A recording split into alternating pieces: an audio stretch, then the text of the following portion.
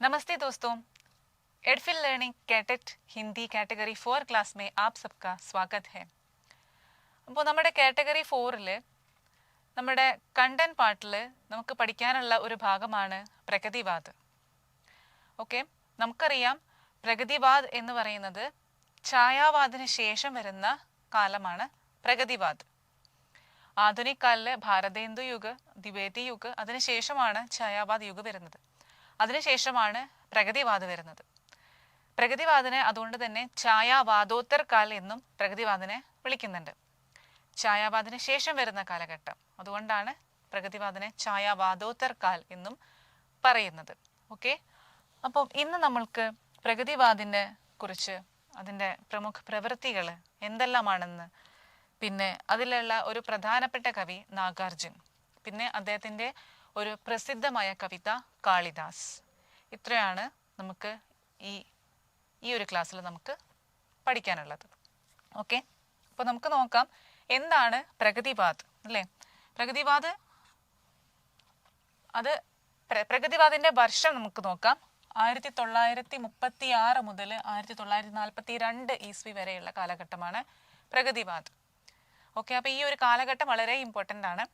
പ്രഗതിവാദ് എന്നാണ് ആരംഭിച്ചത്, ഏത് കാലത്തിലാണ്, ഏത് വർഷമാണ് ആരംഭിച്ചത്, അതെപ്പോഴാണ് അവസാനിച്ചത് എന്നൊക്കെ നമ്മൾ പഠിച്ചു വെക്കണം. 1936 പ്രഗതിവാദ് ആരംഭിക്കുന്നത്. അത് പ്രഗതിശീൽ ലേഖക് സംഘിലൂടെയാണ് പ്രഗതിവാദ് ആരംഭിക്കുന്നത്. പിന്നെ പ്രഗതിവാദ് അവസാനിക്കുന്നത് ചില വിദ്വാൻമാർ 1943 എന്ന് പറയുന്നുണ്ട്. എന്തായാലും 1942, 43 ആ ഒരു കാലഘട്ടത്തിലാണ് പ്രഗതിവാദ് അവസാനിക്കുന്നത്. അപ്പോൾ പ്രഗതിവാദിൽ നമ്മൾ പറഞ്ഞ വളരെ ഇമ്പോർട്ടൻ്റ് ആയിട്ടുള്ളൊരു പാട്ടാണ് പ്രഗതിശീൽ ലേഖക് സംഘ് അല്ലേ. लखनऊ में अप्रैल 1936 ईस्वी में प्रगतिशील लेखक संघ की स्थापना की. 1936 ഏപ്രിൽ ലക്നൌവിലാണ് പ്രഗതിശീൽ ലേഖക് സംഘ് സ്ഥാപിതമാവുന്നത്. അപ്പം ആ ഒരു വർഷം, അത് ഏത് വർഷമാണ് പ്രഗതിശീൽ ലേഖക് സംഘ് സ്ഥാപിച്ചത്, അത് എവിടെയാണ് സ്ഥാപിച്ചത്, ഈ രണ്ട് കാര്യങ്ങളും പഠിച്ചു വെക്കണം. 1936 ലക്നൌവിലാണ് പ്രഗതിശീൽ ലേഖക് സംഘ് സ്ഥാപിച്ചത്. ഇനി इसके प्रथम अधिवेशन के समय से हिंदी में प्रगतिवादी आंदोलन की शुरुआत होती है. इस अधिवेशन के प्रथम अध्यक्ष मुंशी प्रेमचंद थे. അപ്പം ഈ ഒരു സംഘടനയുടെ, പ്രഗതിശീൽ ലേഖക് സംഘിൻ്റെ ആദ്യത്തെ സമ്മേളനം, ഓക്കെ, അതിൻ്റെ അധ്യക്ഷൻ മുൻഷി പ്രേംചന്ദ് ആയിരുന്നു. ആ ഒരു പോയിന്റ് പഠിച്ചു വെക്കണം. പ്രഗതിശീൽ ലേഖക് സംഘ് കെ പ്രഥം അധ്യക്ഷ മുൻഷി പ്രേംചന്ദ് थे. ഓക്കെ, അപ്പോൾ ഈ ഒരു പ്രഗതിശീൽ ലേഖക് സംഘിലൂടെയാണ് നമ്മുടെ ഹിന്ദിയിലെ പ്രഗതിവാദി ആന്തോളൻ ആരംഭിക്കുന്നത്. ഓക്കെ, അപ്പം ആ കാര്യം ഒന്ന് ഓർത്ത് വെക്കുക. सन 1934 ईस्वी में गोर्की के नेतृत्व में रूस में सोवियत लेखक संघ की स्थापना हुई. यह विश्व का पहला लेखक संगठन था. അപ്പോൾ നമ്മുടെ ഹിന്ദിയിൽ ഈ പ്രഗതിശീൽ ലേഖക് സംഘ് എന്ന് വെച്ച് കഴിഞ്ഞാൽ പുരോഗമന സാഹിത്യ സംഘം എന്ന് നമുക്ക് മലയാളത്തിൽ പറയാം. അപ്പം നമ്മുടെ ഹിന്ദിയിൽ വരുന്നതിന് മുന്നേ അത് വിദേശത്ത് ഈ ഒരു സംഘടന രൂപീകരിച്ചിരുന്നു. അതിൻ്റെ ഇൻഫ്ലുവൻസിലാണ് നമ്മുടെ ഹിന്ദിയിലും ഇങ്ങനെ ഒരു ലേഖകരുടെ ഒരു കൂട്ടായ്മ, ഒരു സംഘടന നമ്മുടെ ഹിന്ദിയിലും തുടങ്ങിയത്. നമുക്കറിയാം അതുവരെ ഉള്ള കാലഘട്ടങ്ങളിലൊക്കെ ഇപ്പം നമ്മൾ എടുത്തു നോക്കുകയാണെങ്കിൽ ആദികാലം, ഭക്തികാലം, രീതികാലം അല്ലേ, നമ്മളങ്ങനെ കുറേ കാലഘട്ടങ്ങളിലൂടെ നമ്മൾ കടന്നു പോകുമ്പോൾ നമുക്കറിയാം എവിടെയും ഒരു ലേഖകന്മാർക്ക്, ഒരു സാഹിത്യകാരന്മാർക്ക് ഒരു സംഘടനയൊന്നും നമ്മൾ എവിടെയും കണ്ടിട്ടില്ല. അപ്പോൾ ആദ്യമായിട്ട് അവർക്കൊരു ഒരു സംഘടന വേണം അല്ലേ, ഞങ്ങൾ സാഹിത്യകാരന്മാർക്ക് ഒരു സംഘടന വേണം എന്ന് തോന്നിയിട്ട് അങ്ങനെ അവർ സംഘടന രൂപീകരിച്ചത് പ്രഗതിവാദിലാണ്. അതും ഇതിനു മുന്നേ 1934 ഗോർക്കിയുടെ നേതൃത്വത്തിൽ, 1934 ഗോർക്കിയുടെ നേതൃത്വത്തിൽ, മാക്സിം ഗോർക്കിയുടെ നേതൃത്വത്തിൽ റഷ്യയിൽ സോവിയറ്റ് ലേഖക് സംഘ് സ്ഥാപിച്ചു. സോവിയറ്റ് ലേഖക് സംഘ് ഇതായിരുന്നു വിശ്വ കാ പെഹല ലേഖക് സംഘടൻ. ഇതായിരുന്നു നമ്മളുടെ ലോകത്തിലെ ആദ്യത്തെ ലേഖക് സംഘടൻ എന്ന് പറയുന്നത് ഗോർക്കി സ്ഥാപിച്ച സോവിയറ്റ് ലേഖക് സംഘ് ആയിരുന്നു. അതിനുശേഷം 1935 हेनरी बारबूस की पहल में पेरिस में E.M. फोस्टर ने प्रगतिशील लेखक संघ की स्थापना की. അതിനുശേഷം 1935 ഹെൻറി ബാർബൂസിന്റെ നേതൃത്വത്തിൽ E.M. ഫോസ്റ്റർ പാരീസിൽ പ്രഗതിശീൽ ലേഖക് സംഘ് സ്ഥാപിച്ചു. പ്രോഗ്രസീവ് റൈറ്റേഴ്സ് അസോസിയേഷൻ സ്ഥാപിച്ചു. ഓക്കെ, അപ്പം ഈ 2 പോയിന്റ്സ് ഓർത്ത് വെക്കുക. വർഷം, ആര് സ്ഥാപിച്ചു എന്ന കാര്യങ്ങൾ പഠിച്ചു വെക്കുക. प्रगतिवाद का सैद्धांतिक आधार मार्क्स का द्वंद्वात्मक भौतिकवाद है. പ്രഗതിവാദിന്റെ സൈദ്ധാന്തിക് ആധാർ എന്ന് പറയുന്നത് മാർക്സിന്റെ ദ്വന്ദ്വാത്മക് ഭൗതികവാദാണ്. അത് വളരെ വളരെ ഇമ്പോർട്ടൻ്റ് ആയിട്ടുള്ള പോയിന്റ് ആണ്. പ്രഗതിവാദിന്റെ ആധാരം എന്താണ്? കാൾ മാർക്സിന്റെ ദ്വന്ദ്വാത്മക് ഭൗതികവാദാണ്. ഓക്കെ, ഇത് പഠിച്ചു വെക്കണം, എക്സാമിന് ചോദിക്കാറുണ്ട്. പ്രഗതിവാദിന്റെ സിദ്ധാന്തം എന്തായിരുന്നു? കാൾ മാർക്സിന്റെ ദ്വന്ദ്വാത്മക് ഭൗതികവാദ്. ഓക്കെ, അപ്പം അതൊന്ന് പഠിച്ചു വെക്കുക. ദെൻ राजनीति के क्षेत्र में जो समाजवाद या साम्यवाद है, साहित्य के क्षेत्र में वही प्रगतिवाद है. രാജനീതിയിൽ ഇപ്പം നമ്മൾ സമാജ്വാദ്, സാമ്യവാദ് എന്നൊക്കെ പറയുന്നത് പോലെ സാഹിത്യത്തിൽ അതായിരുന്നു പ്രഗതിവാദ്. സാമ്യവാദ്, സമാജ്വാദ് എന്നൊക്കെ പറയുന്നത് ഈക്വാലിറ്റിയാണ്, അല്ലെ? എല്ലാവരും ഒരുപോലെയാണ്, എല്ലാവരും അല്ലെ, അവർണരെന്നില്ല സവർണരെന്നില്ല, അങ്ങനെ എല്ലാവരും ഒരേപോലെയാണ്, എല്ലാവരും ഒരുപോലെ, ഈക്വാലിറ്റി. അതാണ് സാമ്യവാദ്, സമാജ്വാദ് എന്നതുകൊണ്ടൊക്കെ ഉദ്ദേശിക്കുന്നത്. അപ്പം അതേപോലെയായിരുന്നു നമ്മുടെ സാഹിത്യ ക്ഷേത്രത്തിൽ എന്ത്, നമ്മുടെ പ്രഗതിവാദം. ഓക്കെ, അപ്പം ഈ ഒരു പോയിന്റ് ഓർത്തു വെക്കണം. राजनीति के क्षेत्र में समाजवाद या साम्यवाद जो है वही साहित्य के क्षेत्र में प्रगतिवाद है. देन डॉक्टर बच्चन सिंह ने सुमित्रा नंदन पंत कृत युगवाणी को घड़ी बोली का प्रथम प्रगतिवादी काव्य माना है. നമ്മുടെ ബച്ചൻ സിംഗ് സുമിത്രാനന്ദൻ പന്ത് എഴുതിയ യുഗവാണിയാണ് ഘടിബോലിയിൽ എഴുതിയ ആദ്യത്തെ പ്രഗതിവാദി കാവ്യം എന്ന് മാനിക്കുന്നത്. ഓക്കെ, അപ്പം ബച്ചൻ സിംഗിന്റെ അഭിപ്രായത്തിൽ സുമിത്രാനന്ദൻ പന്ത് എഴുതിയ യുഗവാണി ആണ് ഘടിബോലിയിൽ എഴുതിയ ആദ്യത്തെ പ്രഗതിവാദി കാവ്യം. അത് ആരുടെ അഭിപ്രായത്തിൽ? ബച്ചൻ സിംഗിന്റെ അഭിപ്രായത്തിൽ. ഇനി ഡോക്ടർ ഗണപതി ചന്ദ്രഗുപ്തിന്റെ അഭിപ്രായത്തില് രാമേശ്വർ കരുണ് എഴുതിയ, അതും അദ്ദേഹം ബ്രജഭാഷയിൽ എഴുതിയ കരുൺ സത്സയ്യാണ് പ്രഥം പ്രഗതിവാദി കാവ്യമായിട്ട് കണക്കാക്കുന്നത്. അപ്പോൾ അദ്ദേഹത്തെ ആദ്യത്തെ പ്രഗതിവാദി കവി എന്നും മാനിക്കുന്നു. ആര്? ഡോക്ടർ ഗണപതി ചന്ദ്രഗുപ്ത്. അപ്പോൾ ഡോക്ടർ ഗണപതി ചന്ദ്രഗുപ്തിന്റെ അഭിപ്രായത്തില് രാമേശ്വർ കരുണാണ് ആദ്യത്തെ പ്രഥം പ്രഗതിവാദി കവി. ദെൻ അദ്ദേഹം എഴുതിയ കരുൺ സസ്സയാണ് ആദ്യത്തെ പ്രഗതിവാദി കാവ്യം. ഓക്കെ, ഇങ്ങനെയൊക്കെ ആയിരുന്നാലും നമ്മൾ ഓർത്തു വെക്കേണ്ട പോയിന്റ് എന്താണ്?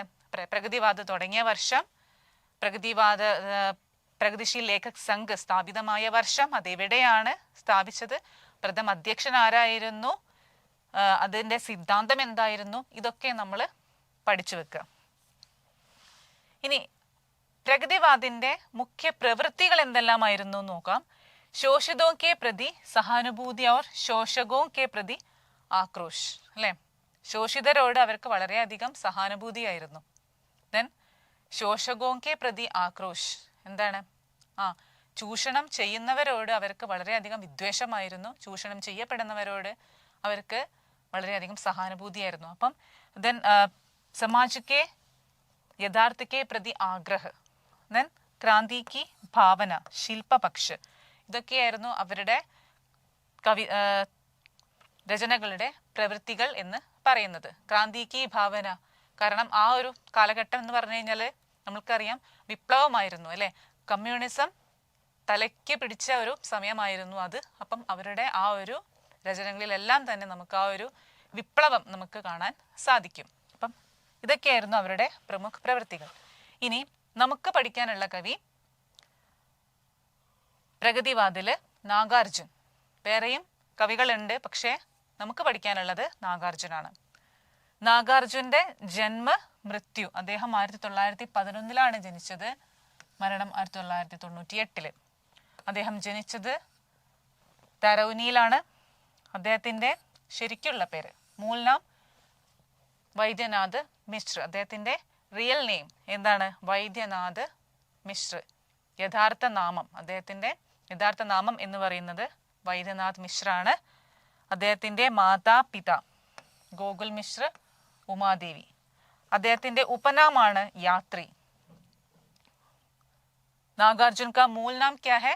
वैद्यनाथ मिश्र और उसका उपनाम यात्री. അദ്ദേഹത്തിന്റെ യഥാർത്ഥ പേര് വൈദ്യനാഥ് മിശ്ര ആണ്. ദെൻ അദ്ദേഹത്തിന്റെ ഉപനാം യാത്രി. യാത്രി എന്ന ഉപനാമിലാണ് അദ്ദേഹം രചനകൾ എഴുതിയിരുന്നത്. नागार्जुन का पहला साहित्यिक नाम यात्री था. संस्कृत और मैथिली में ये यात्री नाम से कविताएं लिखते थे.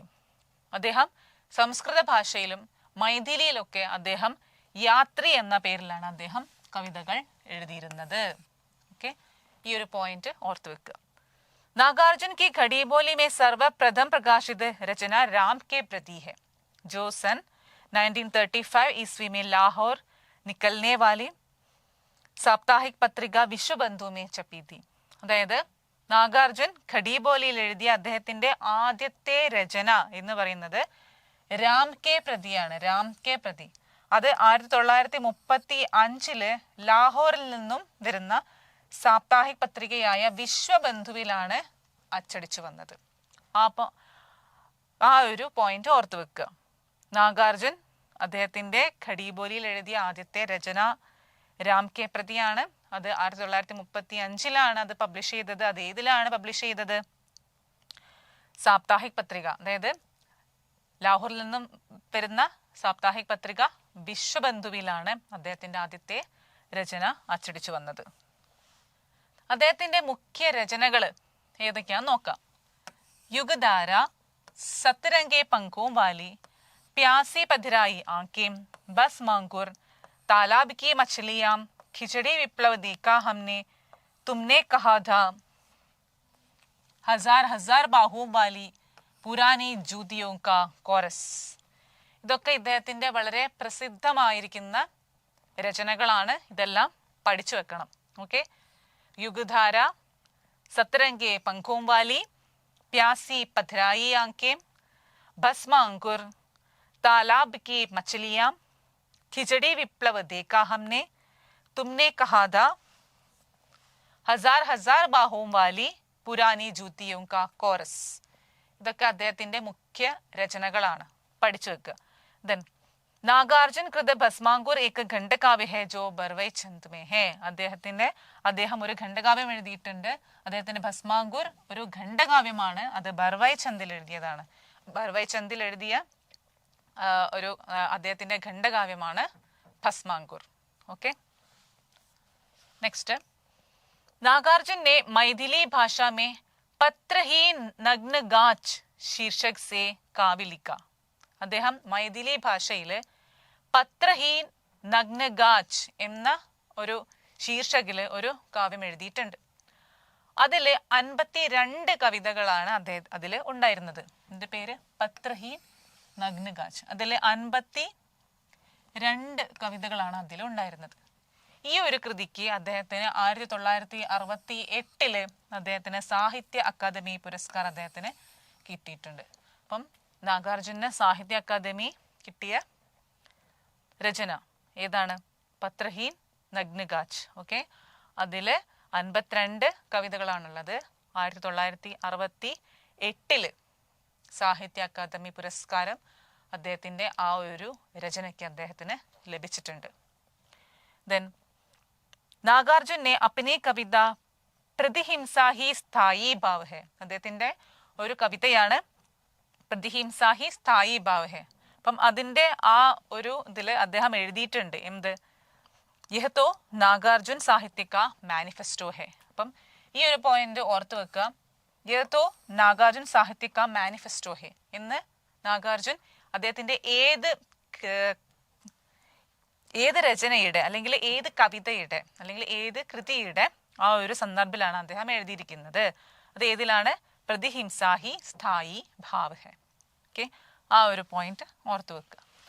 देन डॉक्टर बच्चन सिंह ने नागार्जुन की कविताओं को नुक्कड़ कविता कहते हैं. ഇപ്പൊ നമ്മുടെ ബച്ചൻ സിംഗ് നാഗാർജുന്റെ കവിതകളെ നുക്കട് കവിത എന്ന് അദ്ദേഹം വിളിക്കുന്നുണ്ട്. അദ്ദേഹം വിളിച്ച പേരാണ് നുക്കട് കവിത. देन नागार्जुन को राजनीतिक कवि के रूप में भी जाना जाता है. നാഗാർജുനെ രാജനീതിക് കവി എന്നും വിളിക്കുന്നുണ്ട്. അദ്ദേഹം രാജനീതിക് കവി എന്നും അറിയപ്പെടുന്നുണ്ട്. അപ്പം രാജനീതിക് കവി എന്ന് അറിയപ്പെടുന്ന കവി ആരാണ് എന്ന് ചോദിച്ചാൽ അത് നാഗാർജുനാണ്. ഓക്കെ, അപ്പം ആ ഒരു പോയിന്റ് ഓർത്ത് വെക്കുക. അതൊക്കെ എക്സാമിന് നമുക്ക് പ്രതീക്ഷിക്കാവുന്ന ചോദ്യമാണ്. ദെൻ ഇദ്ദേഹത്തിന്റെ കവിതകൾ, പ്രസിദ്ധമായ കവിതകൾ ഏതൊക്കെയാന്ന് നോക്കാം. ബാദൽ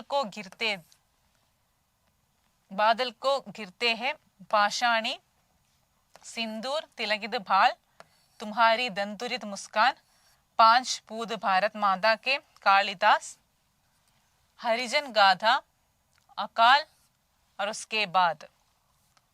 बादल को घिरते देखा है, बादल को घिरते देखा है, पाषाणी, सिंदूर, तिलकित भाल, तुम्हारी दंतुरित मुस्कान, 5 पूद भारत माता के, कालिदास, हरिजन गाथा, अकाल और उसके बाद. ഇത് ഇത്രയും അദ്ദേഹത്തിന്റെ പ്രസിദ്ധ രചനകളാണ്. ഇദ്ദേഹത്തെ പ്രഗതിവാദിക ശലാക്ക പുരുഷ് എന്ന് വിളിക്കുന്നുണ്ട്. പ്രഗതിവാദിക ശലാക്ക പുരുഷ്, പ്രഗതിവാദിക ശലാക്ക പുരുഷ്. ശലാക്ക പുരുഷ് എന്ന് ഉദ്ദേശിക്കുന്നത് നമ്മൾ മാതൃകയാക്കേണ്ട അത്രയും എന്താ പറയാ ഉയർന്ന ഒരു മനുഷ്യൻ. അത് ആ ഒരു അർത്ഥത്തിലാണ് അദ്ദേഹത്തെ ശലാക്ക പുരുഷ് എന്ന് വിളിക്കുന്നത്. ഇപ്പം പ്രഗതിവാദിലെ ശലാക്ക പുരുഷ് എന്ന് വിളിക്കുന്നത് നാഗാർജുനെയാണ്. ഇതേപോലെ ഛായാവാദിലെ ശലാക്ക പുരുഷ് എന്ന് വിളിക്കുന്നത് നമ്മുടെ നിരാലയാണ്. അപ്പം ഇങ്ങനെ പലരും പല ഇതിലും അറിയപ്പെടുന്നുണ്ട്. അപ്പോൾ അങ്ങനെയുള്ള കാര്യങ്ങൾ നമ്മൾ അത് ഓർത്ത് വെച്ച് പോയിന്റ് നോട്ട് ചെയ്തിട്ട് നമ്മൾ പഠിക്കാം. ഓക്കെ, നെക്സ്റ്റ് നമുക്ക് പഠിക്കാനുള്ളത് ഇദ്ദേഹത്തിന്റെ കാളിദാസ് ആണ്. കാളിദാസ് എന്ന കവിത, നാഗാർജുന്റെ കാളിദാസ്.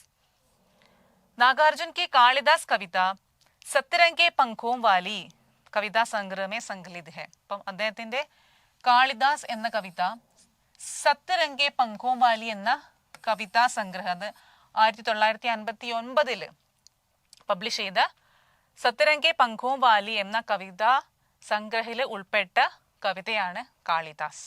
ഓക്കെ, इस कविता में नागार्जुन संस्कृत के महाकवि कालिदास के माध्यम से कविता की रचना प्रक्रिया की बात करते हैं. അതായത് ഈ ഒരു കവിതയില് അദ്ദേഹം സംസ്കൃതത്തിലെ മഹാകവിയായിരുന്ന കാളിദാസനിലൂടെ കവിത രചിക്കുന്നതിനെ കുറിച്ച്, ഓക്കെ, കവിത രചിക്കുന്ന കവിതാരചന എന്ന ആ പ്രക്രിയയെ കുറിച്ചാണ് ഈ ഒരു കവിതയിൽ അദ്ദേഹം പറയുന്നത്. അതും അദ്ദേഹം कालिदास ने अपने महाकाव्यों में जिन पात्रों की पीड़ा को अपने हृदय में अनुभव किया है, कालिदास के जिन महाकाव्यों का उदाहरण नागार्जुन ने दिया है वो है रघुवंश, अज और इंदुमती, कुमार संभव, कामदेव और रति, मेघदूत, यक्ष और उसका विरह. ഇതിൽ ഉദ്ദേശിക്കുന്നത് കാളിദാസൻ തൻ്റെ മഹാകാവ്യങ്ങളിലെ ഏതെല്ലാം കഥാപാത്രങ്ങളുടെ വേദനയാണ് അദ്ദേഹത്തിന്റെ ഹൃദയത്തിന്റെ വേദനയായിട്ട് അദ്ദേഹം പ്രകടിപ്പിച്ചിരിക്കുന്നത്. ഓക്കെ, അദ്ദേഹത്തിന്റെ ഏതൊക്കെ മഹാകാവ്യങ്ങളെ കുറിച്ചാണ് നാഗാർജുൻ തൻ്റെ കവിതയായ കാളിദാസനിലൂടെ അദ്ദേഹം പറയുന്നത്. ഓക്കെ, അപ്പം ഇത്രയും രചനകളിലാണ് അദ്ദേഹം കാളിദാസന്റെ രഘുവംശ്, കുമാരസംഭവ്, മേഘദൂത്, ഓക്കെ, കാളിദാസന്റെ മഹാകാവ്യങ്ങളായ രഘുവംശ്, കുമാരസംഭവ്, മേഘദൂത്. അപ്പം ഈ കവിതകളിലൊക്കെയുള്ള ആ ഒരു വിരഹത്തിന്റെ ആ ഒരു വേദന, ആ ഒരു വേദനയെ കാളിദാസൻ എങ്ങനെയാണ് ആ രചനകളിൽ തൻ്റെ വേദനയാക്കിയിട്ട് പ്രകടിപ്പിച്ചിരിക്കുന്നത്. ഓക്കെ, അതിനെക്കുറിച്ചുള്ള ഒരു കവിതയാണ് നമ്മുടെ നാഗാർജുൻ്റെ കാളിദാസ് എന്ന് പറയുന്നത്. അപ്പം അദ്ദേഹത്തിൻ്റെ ആ ഒരു കവിതയിൽ നമ്മുടെ നാഗാർജുൻ്റെ കാളിദാസ് എന്ന കവിതയിൽ കാളിദാസന്റെ ഈ 3 കഥാപാത്രങ്ങളെ കുറിച്ചുള്ള വേദന അദ്ദേഹം, അതായത് കാളിദാസൻ എങ്ങനെയാണോ ഇവരുടെ വേദനയെ അതിൽ വർണ്ണിച്ചിരിക്കുന്നത്, അതിനെക്കുറിച്ചുള്ള ഒരു കവിതയാണ് നാഗാർജുൻ്റെ കാളിദാസ്. ഓക്കെ, कालिदास के महाकाव्य रघुवंश में कालिदास ने इंदुमती स्वयंवर का वर्णन किया है. കാളിദാസിന്റെ മഹാകാവ്യമായ രഘുവംശത്തില് കാളിദാസിനെ ഇന്ദുമതി സ്വയംവർ കാ വർണ്ണൻ കിയാ ഹെ. കാളിദാസൻ ഇന്ദുമതി സ്വയംവരത്തിന്റെ വർണ്ണന അദ്ദേഹം നടത്തിയിട്ടുണ്ട്. तो उसमें कवि ने इंदुमती के मृत्यु के अवसर पर राजा अज को उसके विरह में विलाप करते हुए दर्शाया है. അപ്പം അതില് കാളിദാസൻ നമ്മുടെ ഇന്ദുമതി മരിച്ചതിന് ശേഷം ആ അജ് രാജാവിന്റെ ആ ഒരു വിരഹ ദുഃഖം അല്ലെ, അതിലുള്ള അദ്ദേഹത്തിന്റെ ആ ഒരു വിലാപം, അതിനെക്കുറിച്ച് അദ്ദേഹം പറയുന്നുണ്ട്. ഓക്കെ, അദ്ദേഹം അതില് വർണ്ണിച്ചിട്ടുണ്ട് അദ്ദേഹത്തിന്റെ ആ ഒരു വിരഹം. ദെൻ कवि ने कालिदास के महाकाव्य ऋतु संहार में वर्णित कामदेव के भस्म होने की कथा का वर्णन करते रति के विलाप के स्थान पर कालिदास का ही विलाप समझकर उसने प्रश्न किया है.